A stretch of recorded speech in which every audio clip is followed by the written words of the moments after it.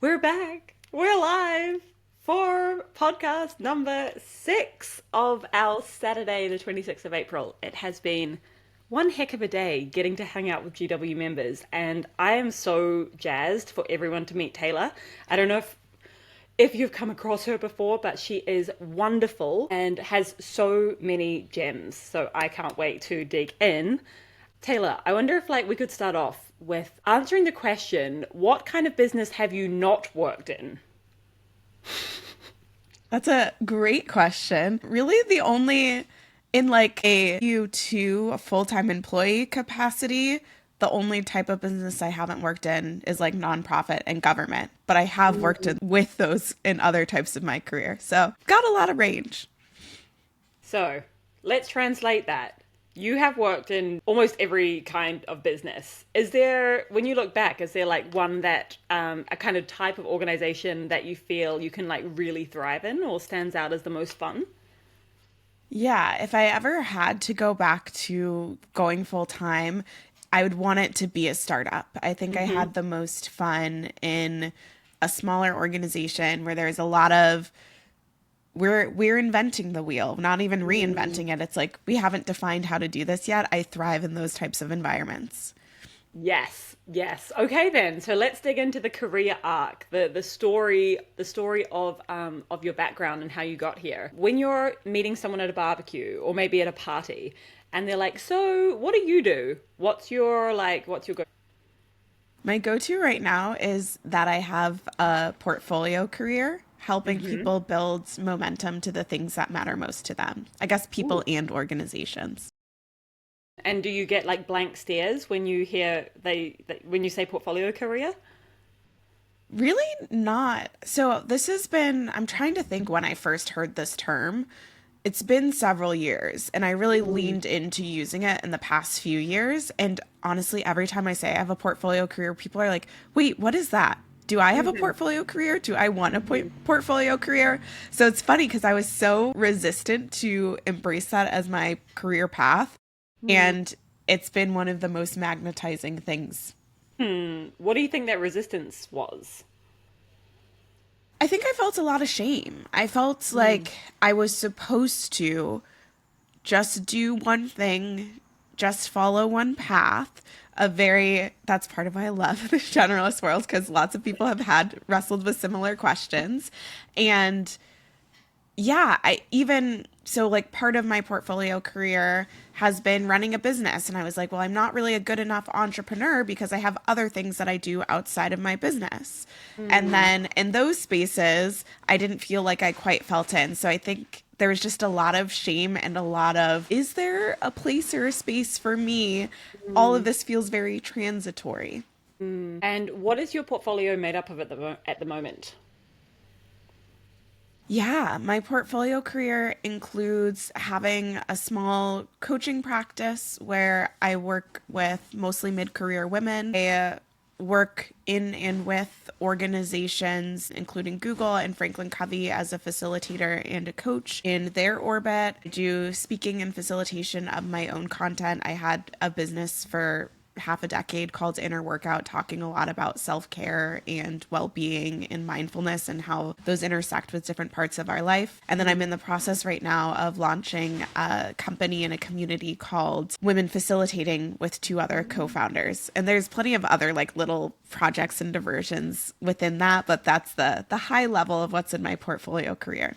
Okay, so if someone's listening and they're like, this sounds like a path that I could be really interested in, but they're currently, say, working a full-time job, what would you kind of advise as those stepping stones to break into a portfolio career? I mean, when I look back, I've pretty much always had a portfolio career. Like, I Mm. started my first business endeavor while I was in college and I was starting to build the foundation to work with clients on the side. And back then, I was doing like brand strategy, which ended up being a lot of content work and things. So many of the portfolio careers that I know actually do have full time jobs. So it's not like Mm. I have to completely get rid of my full time job in order to have a portfolio career. So, the Sure. simplest advice I think is just to start something that feels Mm. exciting to you. That might be in Chicago, there's this really cool book club called Ladies Who Lit, and they create these experiential book clubs where it'll be like you go to a museum related to the Ooh, book, or there's a curated dinner made by a chef related to the book. And I'm wow. pretty sure the person who runs that has a full-time job. She just Yeah. also has this amazingly cool project. That sounds amazing, and I would 100% be down to go to that. That's so far up my alley, it's not even funny. What's the hardest part or the worst part about having a portfolio career? Aside from embracing it, which personally took me a long time, I think it's getting more and more normalized. So hopefully, people watching or listening have more ease with that. I think the other side of it is figuring out how, like, what facets of my portfolio career I talk about in what environments. So much of the branding advice, and again, I have a background in brand strategy, is to distill yourself to just being one thing. And what Hmm. I've actually found works a lot better for me is having clearer value propositions for different parts of my portfolio career. And also realizing that most of the people who are attracted to me because I have multiple things going on. So there's this For sure. constant push and pull where I'll like read some marketing advice and be like, I have to niche down and only be one thing. And then I have to have a come to Jesus moment and realize, no, that's actually not what I need to do. That's amazing. Because you're fantastic. You have a really strong brand voice, so it's really clear that you have this background in brand strategy. What are you finding in terms of content that is working best for you at the moment? That's a great question because that is a question I'm asking myself right now, Millie. I think I've Yeah. been posting more on LinkedIn and Threads, Uh-huh. but I'm my one of my friends who runs a feminist marketing studio, Amanda Laird, is in the back of my mind because she's been talking a lot about the actual strategy. And I'm like, I am Mm, trying to get more strategic about what I do. That being said, to answer your actual question, I think what's working for me is more intimate things. Like I just did mm, a 4-week, 4-part series to my email list that was unpacking my experience building my company and body of work inner workout, and I did it like a retrospective. So I talked about what I what I learned or what went well, what I do differently, what I learned, and what's next. And mm, I posted, I think, a couple times like, hey, I'm going to do this on my email list, but I hmm didn't make it like I'm going to repurpose this for LinkedIn. It was really mm, just for the people who were there. And the response that I got to it was just incredible, especially when I had mm. this whole thing about what I would do differently. And just yesterday, I got an email from someone. It is one of the kindest emails I've ever received that was just telling me how much this email series meant to her, how strong my voice was. She said, like, Mm. after the first or second email, I stopped trying to skim your emails and I saved them so that I could read them in a dedicated place and really sit with them. And that is just like when you're putting stuff in the world, that's exactly what you want to hear. So, yeah, all that to say email. I think email in places I've been thinking and talking about ephemera, like things that don't need to last forever. Ooh, oof. What's the word? Ephemera. Yes. That's super cool. Um, Amazing. You have some serious frameworks. We were doing some jamming on this Notion doc before this, and I was like, what are these mysterious headlines? I was like, oh, I love that they're just headlines and no more context. I'm like, oh, let's do it. So, for context, for the people listening, I had asked, are there any of your favorite frameworks or philosophies that you kind of like live by? And you've got some really cool ones. I don't know if you want to go through all of them or like your favorite. Which is your favorite? Yeah. So the I think in frameworks. I joke that I'll like sneeze and then a framework comes out. And the one that I've been playing with the most is the whirl versus the way. The Okay. way is how I think most of the time we think the world works, where we say, Mm, I have to have all the answers right now. So I need to be able to mm, tell you exactly what I want to be when I grow up. whatever it might be. Even for those who are more spiritual, when you're manifesting, they're like, you need to specifically say what you want. And then that leads to doing a bunch of activities, normally activities that you're copy and pasting from someone else's path. And then you get to this place of achievement, which what I find for myself and for a lot of other people, it ends up not being that fulfilling because people haven't actually interrogated what they want. They were just like at the beginning giving the right answers. And so what I've been playing with is this idea of the whirl and giving things a whirl, that instead of trying to get to the answers at the beginning, you just get awareness. And a lot of times for me, awareness is a question, a curiosity, and ooh, I like that, or I'm a little bit jealous of that person over there. And then that leads to some action and experimentation. I think, Millie, what you're doing today is such a good example of that action. And then at the end of that cycle, it's attainment. You get something. So it may not be exactly what you planned, but you get something. And then that something leads to more awareness and it becomes this whirl. And if you look at whirls in nature, whether it's like a tornado or a whirlpool or a black hole, they're so powerful. And so I think there's something to be said to building momentum by following our curiosity and awareness rather than getting so stuck in knowing everything at the beginning. I love it. Unsurprisingly, do you have, like, to make it concrete for folks, do you have kind of an example of how this is like played out in your own life? Yeah, I'm actually in the middle of it right now. So I Ooh. mentioned that I was launching this thing called Women Facilitating, and it started with an awareness that I had that I wanted to help other people build the skill of facilitation, especially women. And so I talked to a colleague of mine and we just did Zoom chats with her and her co-founder that she owns another business with.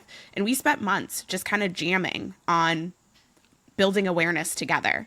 And then at the end of last year, we moved into action and we said, okay, let's just try doing a couple events. Can we get anyone? Will women be interested?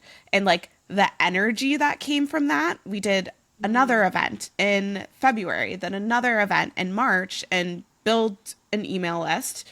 We thought we were going to be building some type of course. What came out of that experiment was actually that people really wanted community. And so we're in the process of launching that community, and it is the easiest thing that I have ever launched in my career.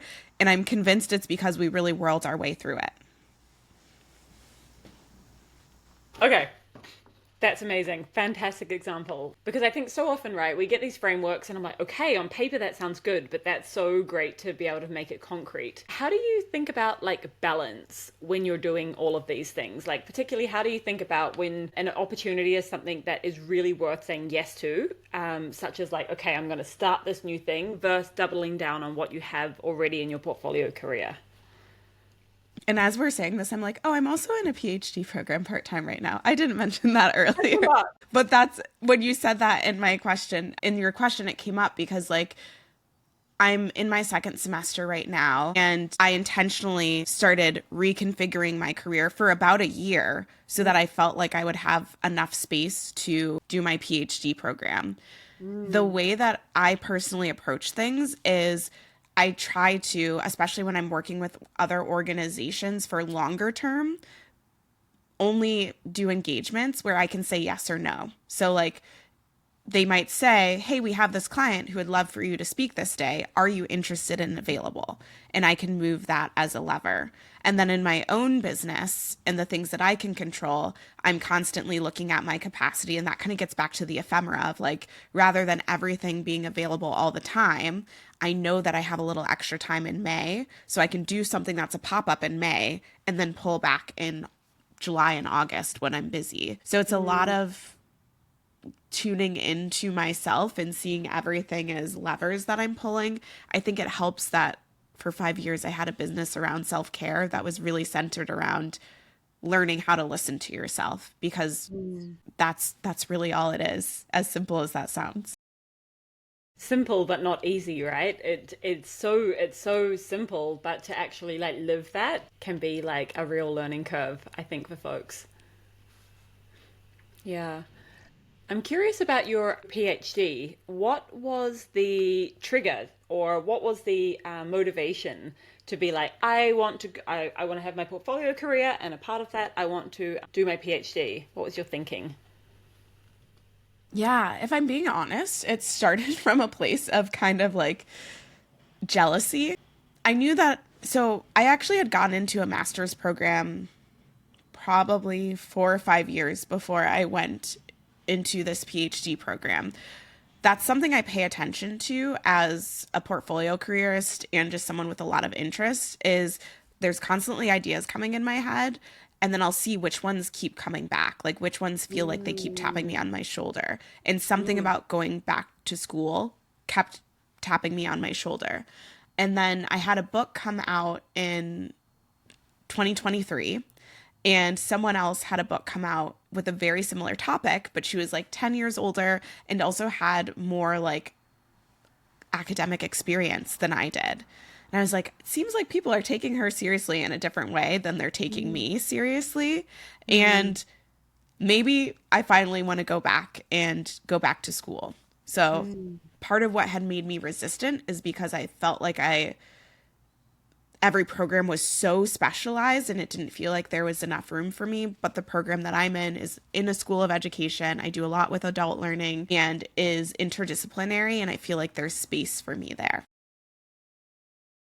And what would be the plan? Like, let's say we're going to fast forward. I don't know how long the PhD will take, but you're holding the PhD in your hand. How do you think about planning your career, your portfolio career? Is it building it as you go? Do you have kind of a direction, or do you have a pretty set, like, stones that you're going to be stepping on? I have long-term things that I Okay. want, but there's a lot of flexibility in it. So for the degree, I just realized I'm kind of a nerd and I will read journal articles anyway, and I might as well have it all channeled to a degree. So Yeah. there's not a specific thing where I'm like, I want to spend the rest of my career researching this topic. I just knew I wanted to engage with different types of people, and I wanted to have more accountability and support in my academic pursuits. It's been Mm. incredible. Like, there's one of my colleagues in my program had never heard of a coach before she met me. And Mm. I'm in a lot of online and in-person spaces where everyone knows what coaching is. And so it's so Yeah. cool to be like, I would never have met you without this program. I'm so glad that you're expanding my perspective.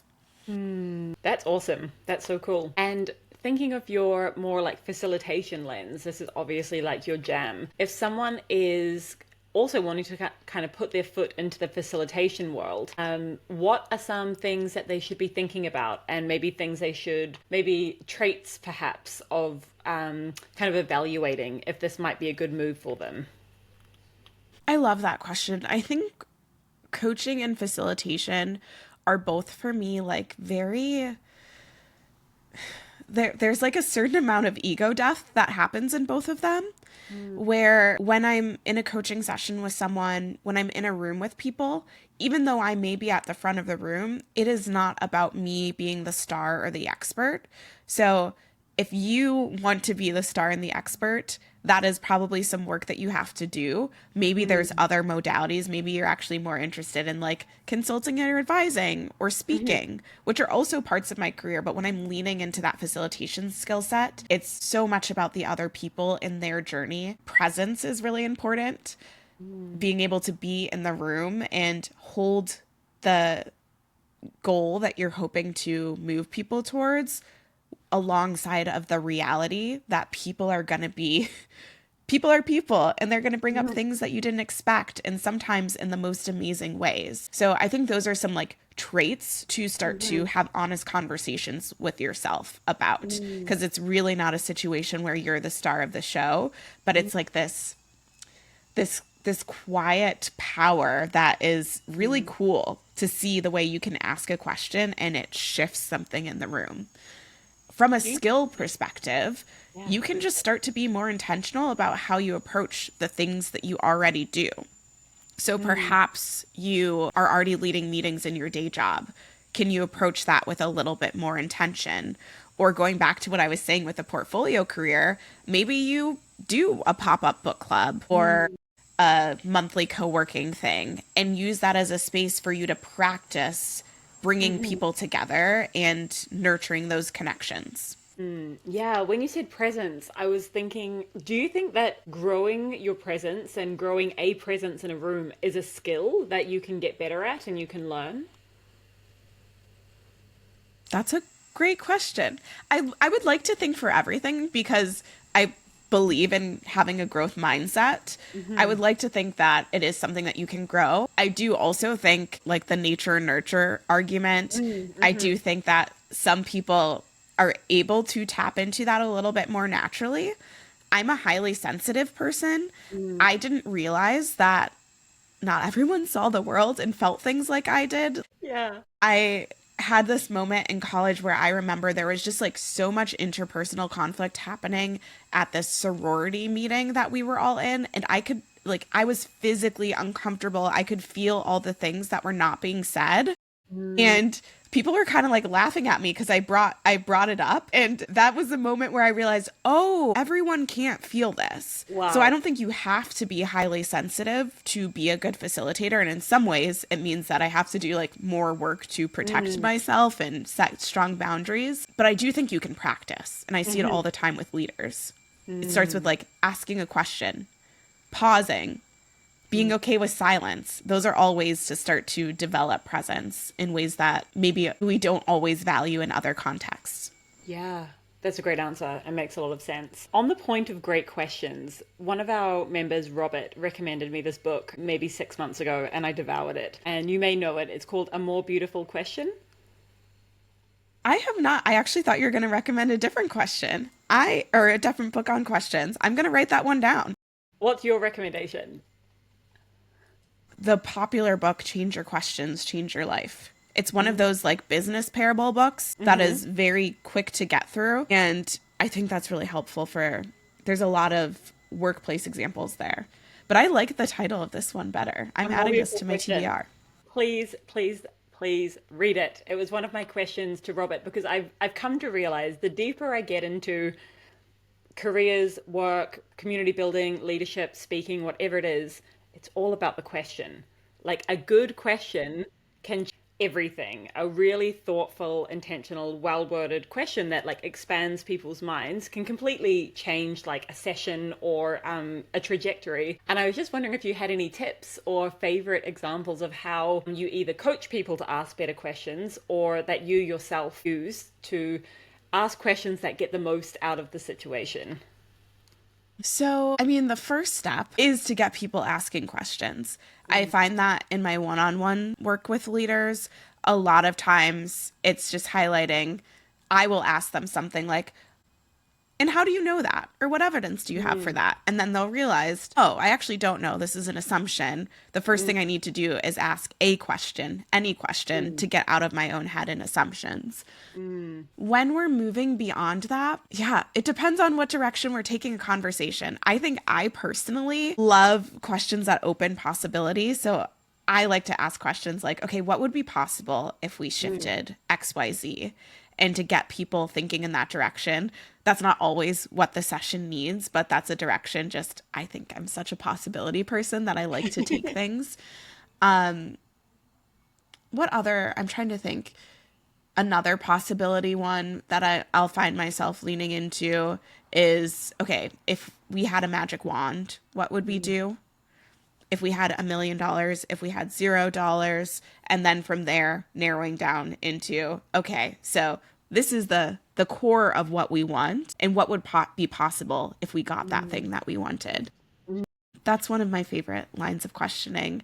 Also a simple like, tell me more about that. That's more of a statement than a question, but people normally have a layer or two deeper, but we're so used to just moving the conversation forward quickly.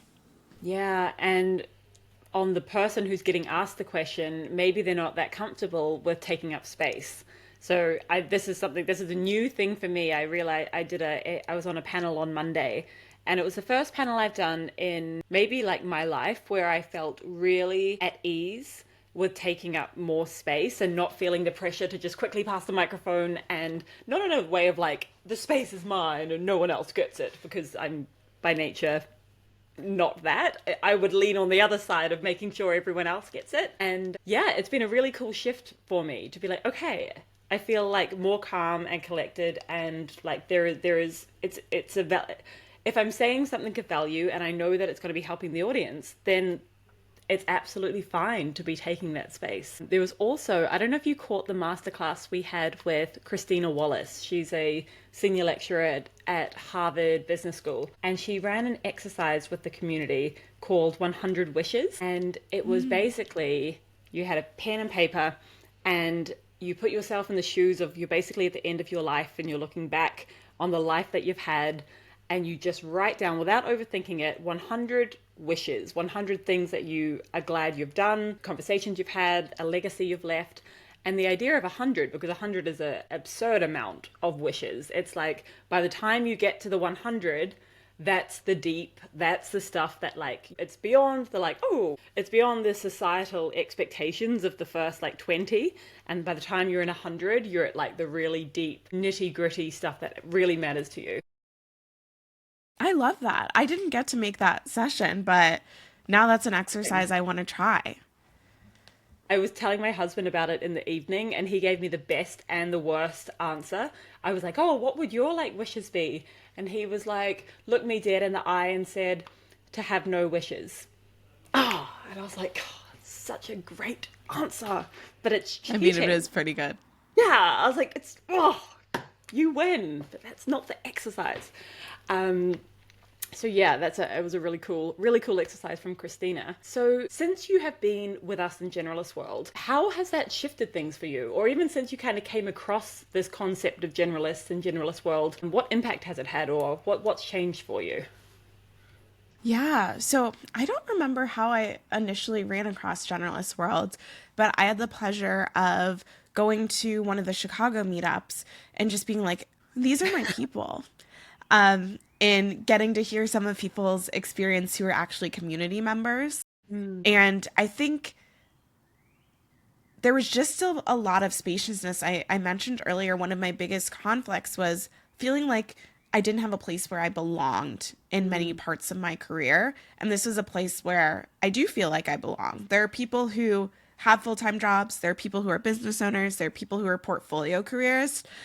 And even if not everyone's career looks exactly like mine, and really that's kind of the whole thing with a generalist, is that you're having a one-on-one career, I can talk about having multiple things happening and no one bats an eye. It's not like, wait, what are you doing? And so kind of similar to what you were saying with being on a panel and feeling comfortable enough taking up space, it feels like a space where I can take up space and bring the nuances and the intricacies of my career without being worried about people having blank stares or like tilting their head in confusion. No, you'll just end up in the heck yeah channel. Like, that's awesome. Thank you for sharing. Um, what about predictions? What about predictions? That we're in a really funny time in the world where like things are moving so fast, no doubt about it. Everyone's talking about AI. It feels like every single hour there's a new update. And what are you, where do you see the world headed? I think because of all of the acceleration with AI, people are going to start leaning into the things that we can verify are human.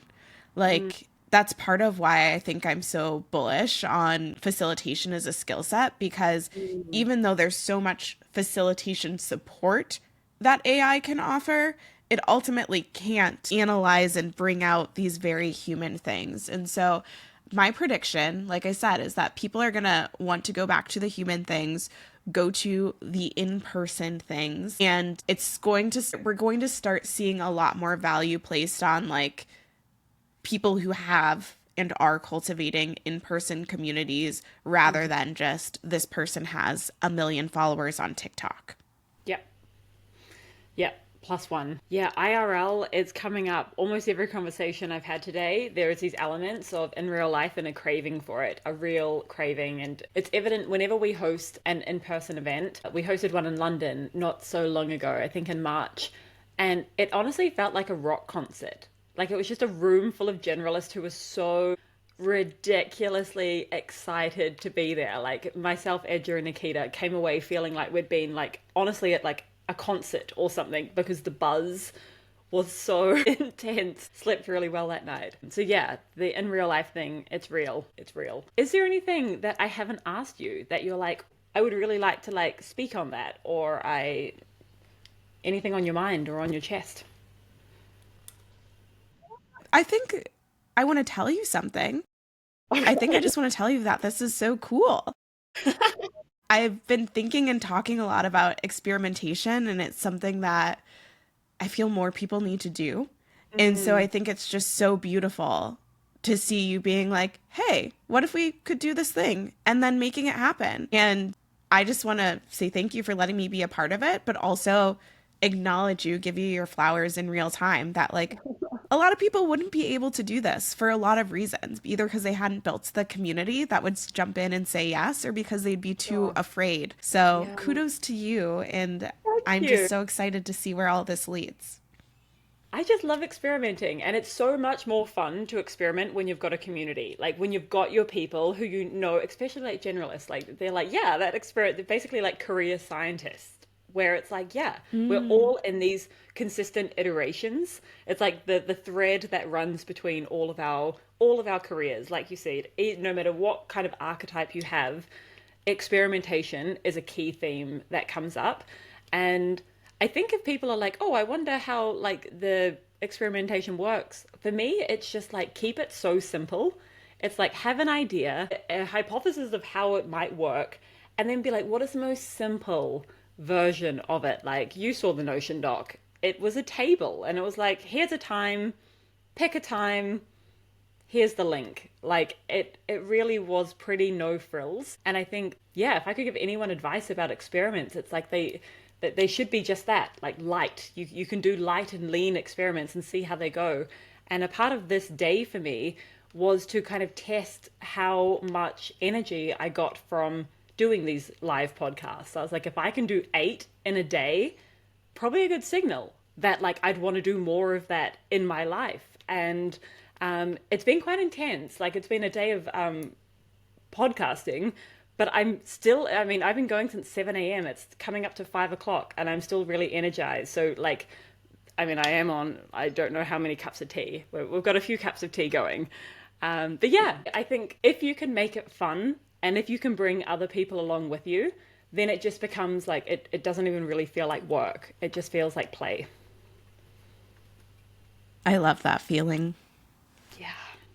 Well, thank you so much for joining us. It has been delightful. So many, I've got a bunch of notes, and we'll see you in the community. Thank you for taking the time. Yeah. Thank you. Bye, everyone.